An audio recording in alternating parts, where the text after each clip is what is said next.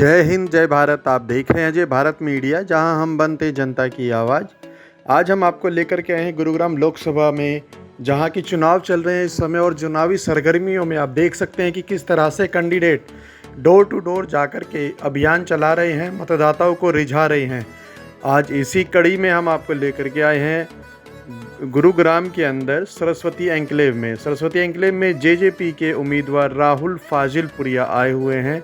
उन्होंने मतदाताओं से अपील की है कि अब दूसरी गाड़ियां, यानी कि उनका कहना था कि राव इंद्रजीत सिंह और राज बब्बर पुरानी गाड़ी हो चुकी है, अब आपको नई गाड़ी लेने का समय आ गया है। एक युवा आपके बीच आया है 33 साल का, इसको चुनने का समय आ गया है। आपने उन्हें कई बार देखा है और राज बब्बर को बाहरी उम्मीदवार बताते उन्होंने कहा कि यदि वो जीत भी जाएंगे तो आप उनसे मिलने कहाँ जाएंगे, इसलिए आपको मुझे चुनना चाहिए। मैं आपके साथ, आपके बीच में रहता हूं, आप मुझे जानते हैं और मैं आपको जानता हूं, इसलिए आप मुझे वोट करेंगे तो मैं आपकी समस्याओं को ज़रूर निपटाऊंगा। साथ ही उन्होंने बताया हमारे साथ बात करते हुए कि प्राथमिकता पे उनकी जो समस्याएं होंगी जनता को निपटाने की, वो यही रहेंगी। सबसे पहले उनका काम होगा शिक्षा पे, और फिर चिकित्सा पे, और फिर बेरोज़गार लोगों को रोज़गार करवाने पे। उन्होंने कहा कि उन्होंने बचपन से और आज तक देखा है यहाँ शिक्षा का माहौल काफ़ी ख़राब रहा है। इसी के बारे में उन्होंने कहा कि यदि यहाँ पर अच्छे स्कूल होते तो शायद आज वह भी काफ़ी पढ़े लिखे और हो सकता है IAS अफसर होते। उन्होंने इस बात का दर्द अजय भारत मीडिया के सामने एक सवाल का जवाब देते हुए बयान किया है।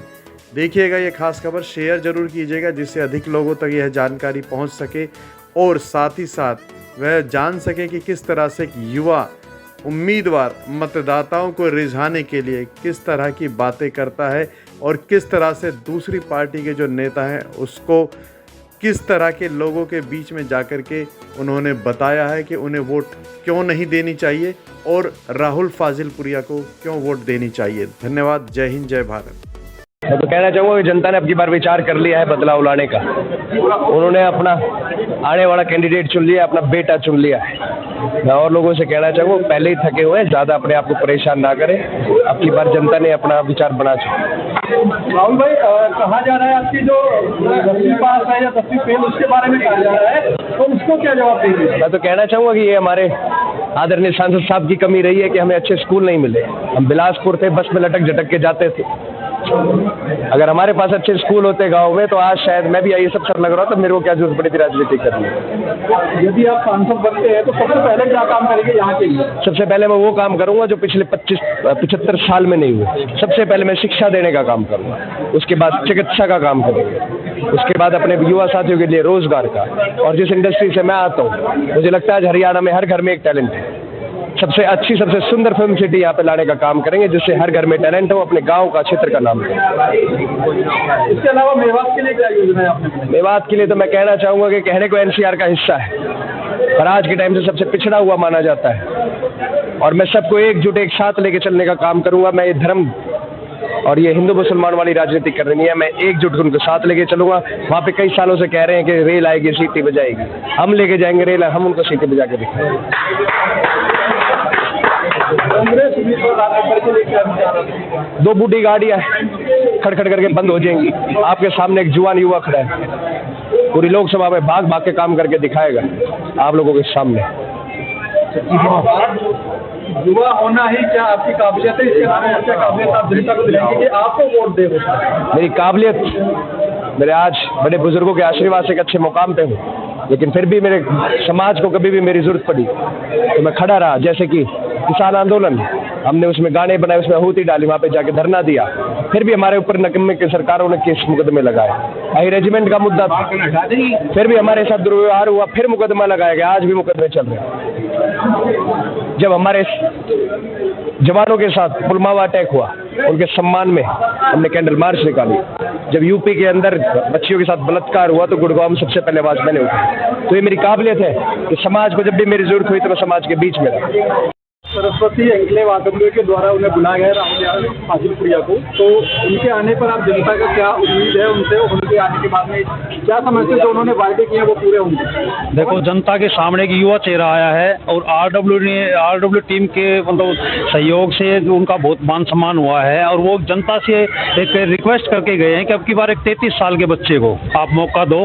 आपने 65 साल के राव इंद्रजीत को मौका दिया है, क्या नाम है, राज बब्बर जी आए हुए हैं और बड़े बड़े नेता आए हुए हैं, तो उनको सबके पीछे छोड़ के हमारा एक जवान बच्चा राजनीति में आया है, हमारी गुड़गांव लोकसभा सीट से आया है, हमारे परिवार का बंदा है, हमारे घर मतलब घर का बंदा है, उसके घर को हम जानते हैं, उसके परिवार को हम जानते हैं। एक नॉर्मल फैमिली से वो आता है, वो किसी राजशाही परिवार से नहीं आता है, एक नॉर्मल परिवार से आता है। वो हमारी तरह आपकी तरह एक नॉर्मल परिवार है, हम उसके घर जाके कभी बैठ सकते हैं, कभी उसको अपनी समस्याएं बता सकते हैं। और हमारी कॉलोनी को, जो गुड़गांव की सबसे बड़ी कॉलोनी है जिसकी 5,500-6 हज़ार वोटें हैं, वहाँ तक अभी तक कोई सांसद नहीं आया। कोई कादीपुर में होकर चला जाता है, कोई गाड़ोली में होकर चला जाता है, कोई खानसा में होकर चला जाता है, लेकिन इस कॉलोनी के अंदर एक पहला ये युवा चेहरा ऐसा है जो कॉलोनी की सुध लेने के लिए, वोट मांगने के लिए, अपील करने के लिए आया है। तो मैं पूरी अपनी आरडब्ल्यू टीम की तरफ से पूरी सरस्वती एंक्लेव से हाथ जोड़ के रिक्वेस्ट ये करना चाहूँगा कि आपकी बारिश भाई को मौका दे और फिर इस कॉलोनी का विकास, जो भी इसमें मूलभूत सुविधाओं के लिए हम लड़ाई लड़ रही है हमारी आरडब्ल्यू की है, हम उसको दिल्ली तक उठाने की कोशिश करेंगे। ये आरडब्ल्यू टीम आप लोगों से वादा करती है, तो अब की बार 25 तारीख को आप एक बार इस भाई को, इस अपने बेटे को, अपने चाबी के निशान पे इसको राहुल फाजिलपुरिया को मौका दो। मेरी हाथ जोड़ के सभी से यही रिक्वेस्ट है। जय हिंद, जय भारत। यहाँ राहुल फाजिलपुरिया आए हैं, तो क्या कहेंगे आप उनके लिए और यहाँ जो जनता ने उन्हें प्यार दिया उसको? आज हमें बहुत अच्छा लगा अपनी सरस्वती एंक्लेव में आए, और इससे पहले जो 30 साल 20 साल से बनते आ रहे, इस कॉलोनी में कभी आगे नहीं देखा, वोट मांगने के लिए भी नहीं आते। हम ये चाहेंगे कि भी हमारी पूरी कॉलोनी राहुल भाई का साथ दे। युवा बच्चा है और वे तो अब बूढ़े हो चुके हैं, क्योंकि बुढ़ी गाड़ी हो जाए उसका इंजन भी बैठ जाए। नया युवा लड़का है, इसको एक मौका देना चाहिए। हमारी पूरी कॉलोनी वालों से हाथ जोड़ के एक संदेश देना चाहूँ आपके द्वारा कि भाई राहुल भाई को वोट करें 25 तारीख को। और हमें अच्छा लगा, हमारी कॉलोनी में आए। आज तक कोई कैंडिडेट हमारी कॉलोनी में अब तक कोई भी नहीं आया।